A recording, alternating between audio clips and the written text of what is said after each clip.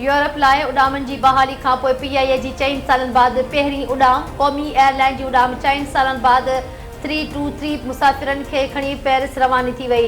बचावरी वज़ीर ख्वाजा आसिफ़ मुसाफ़िरनि खे अलविदा कयो। चवे थो त हिकु अॻूणे वज़ीर जे बयान जे करे क़ौमी इदारे खे वॾो नुक़सानु पहुतो। यूरोप जी सेफ्टी एजेंसी PIA जे उॾामनि जी इजाज़त ॾिनी। PIA जी विञायल साख हिकु भेरो ॿीहर बहाल थी वेंदी। ग़लति फ़ैसिला कंदड़ लाइ एहतिसाब जो को निज़ाम मौजूदु नाहे।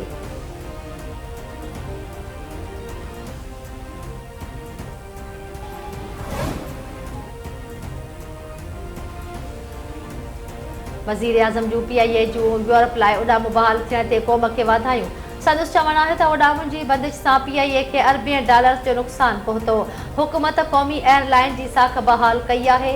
उॾामनि जी बहाली सां परॾेह में रहंदड़ पाकिस्तानियुनि लाइ सवलाई थींदी। वज़ीर आज़म शहबाज़ शरीफ़ नाणे जे ज़ख़ीरनि में रिकॉर्ड इज़ाफ़े ते क़ौम खे वाधायूं ॾिनियूं।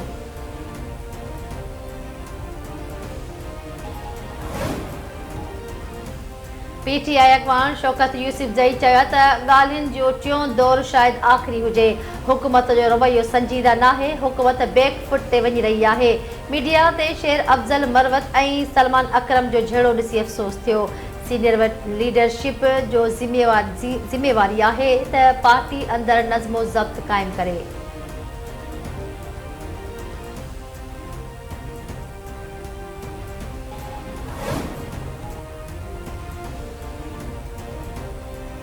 अडियाला जेल में तोशाखाना केस में वधीक हिकु शाहिद खां आॾी पुछा मुकमल। बुशरा बीबी ऐं संदसि वकील जे गैर हाज़िरी ते अदालत पारां कावड़ जो इज़हार। अदालत पारां ईंदड़ ॿुधणी ते आॾी पुछा मुकमल न करण ते कार्रवाई जी हिदायत। अदालत ईंदड़ ॿुधणीअ ते वधीक 5 शाहिदनि खे तलब करे वरितो।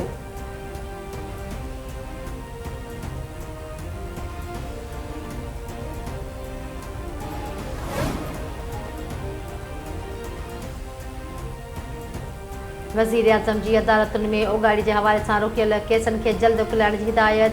शहबाज़ शरीफ़ जी सदारत हेठि इनलैंड रेवेन्यू जे अपीलेट ट्रिब्यूनल्स जे मामलनि जो इजलास।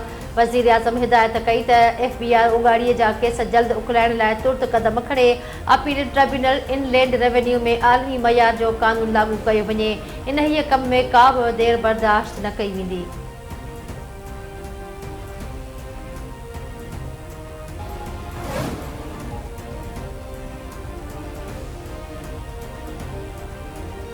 फसलनि जे नुक़सान जे अज़ाले लाइ फसलनि जी इंश्योरेंस कराइण जो प्रोग्राम शुरू करण जो फ़ैसिलो।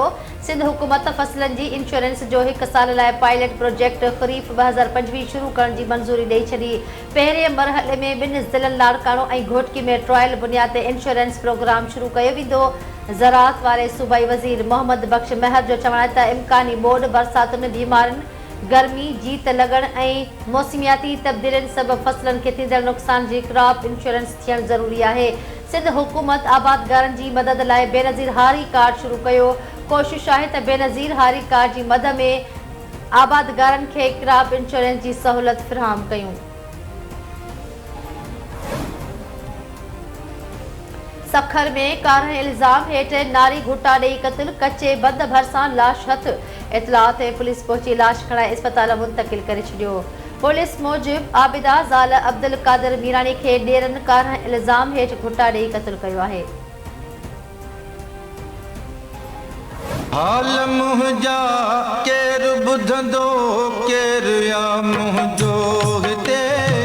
हाल मुंहिंजा केरु ॿुधंदो केरु या मुंहिंजो हिते। ना कैद करो मैं मारो हथकड़ियां। मैं आशिक हाँ कहदा कहदा मैं आशिक हाँ कहदा मेरी अखियां हिलियड़ियां। ना कैद करो मैं मारो हथकड़ियां।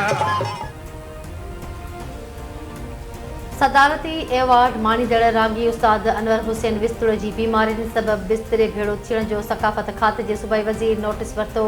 ज़ुल्फ़कार शाह जी हिदायत ते सकाफ़त खाते जे डिप्टी डायरेक्टर सलीम सोलंकी जो आर्ट काउंसिल शहीद बेनज़ीराबाद जे सदर सां राब्तो। अनवर विस्तुर जी माली सहायता करण जी ख़ातिरी।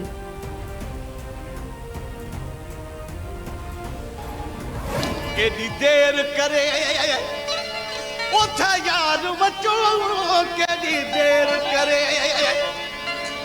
ओथा यार बचो नथा सार लहू को मोजा बचो केडी अब कावड़ गई असकी न कुछो छिनी धार कयो असदा ढोल तुकेर सन जी आदत वा प्यार करन त इबादत मन मुझो चवण अज मुझे अंगण कर खौफ खुदा जो भा